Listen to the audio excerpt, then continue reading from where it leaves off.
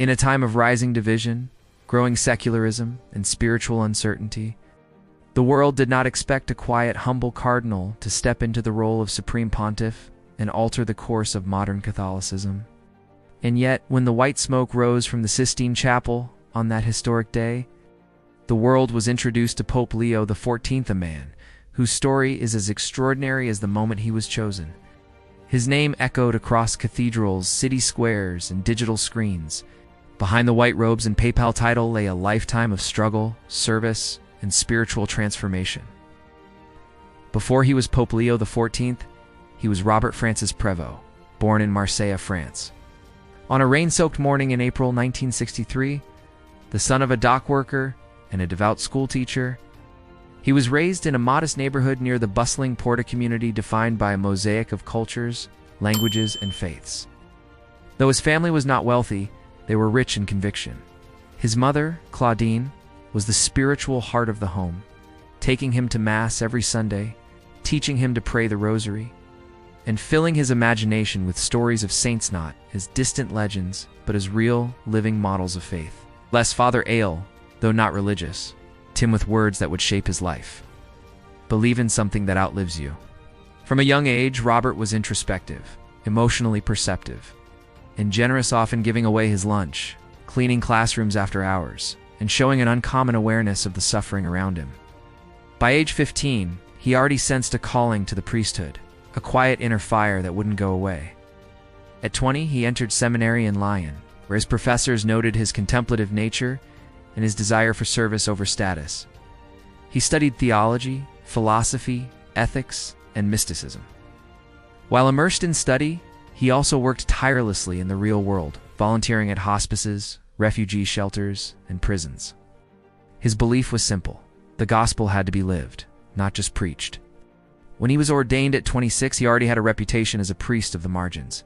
He spent the next several years walking across France on foot, sleeping in shelters, celebrating Mass in makeshift chapels, and feeding the poor. He echoed Pope Francis's belief that the church should have the smell of the sheep. It wasn't long before higher clergy took notice. In 1997, he was appointed bishop of a struggling diocese in southern France. There, instead of launching flashy initiatives, he opened soup kitchens and emergency shelters, shared spaces with other faiths during crises, and used church resources to serve the voiceless. His reputation for humility, authenticity, and fearless compassion only continued to grow.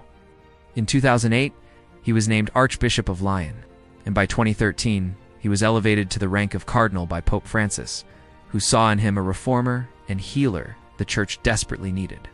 While largely unknown to the world, those within the Vatican began to understand.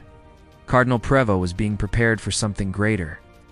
That moment arrived in 2025, when Pope Francis, aged and frail, resigned, sparking a tense conclave divided into traditionalist, progressive, and centrist factions. Many expected a bold Media Savi candidate to rise, but instead it was the quiet consistency, prayerful humility, and trusted moral compass of Cardinal Prevot that slowly shifted the room.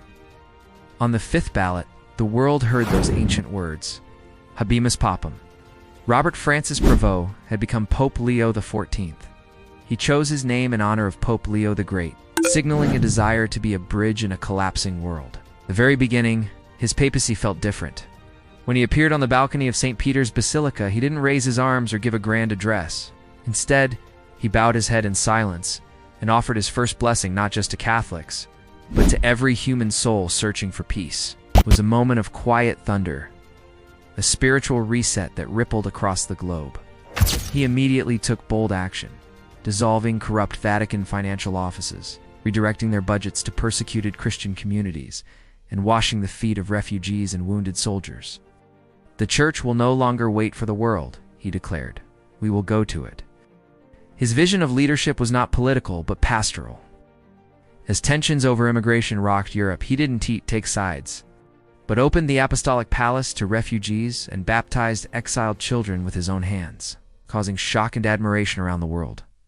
In 2026, he convened the groundbreaking Synod on Artificial Conscience, stressing the ethical and spiritual dimensions of artificial intelligence. It was a bold, prophetic move that reframed technology is not merely a tool, but a challenge to human dignity and moral discernment. A year later, he released Lux in Tenebris Light in the Darkness An encyclical that called for deep cleansing within the Church.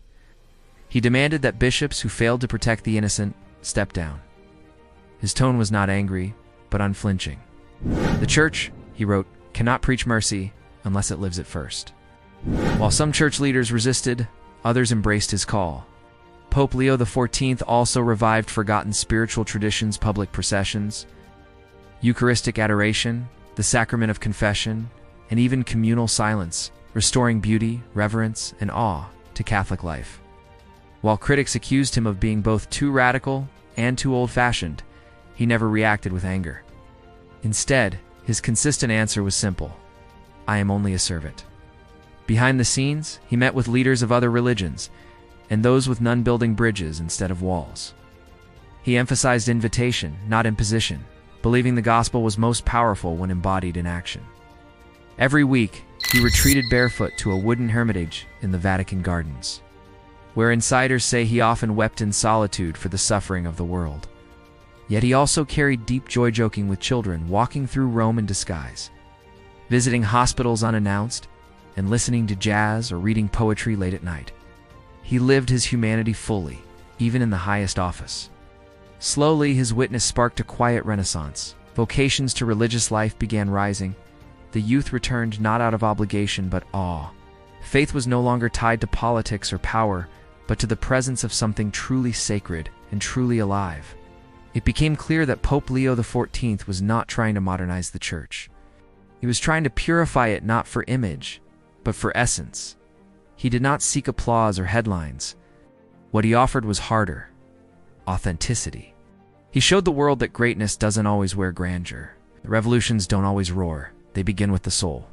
Already, his pontificate is considered one of the most consequential in modern history, because he changed doctrine, but because he changed hearts. In a world numbed by noise and cynicism, his humility struck a deeper chord. The world is still broken. The Church is still bruised. But Pope Leo XIV reminded us of something we almost forgot: that holiness is still possible, that faith can still move mountains, and that one humble yes spoken in secret, lived in sacrifice, can still change everything.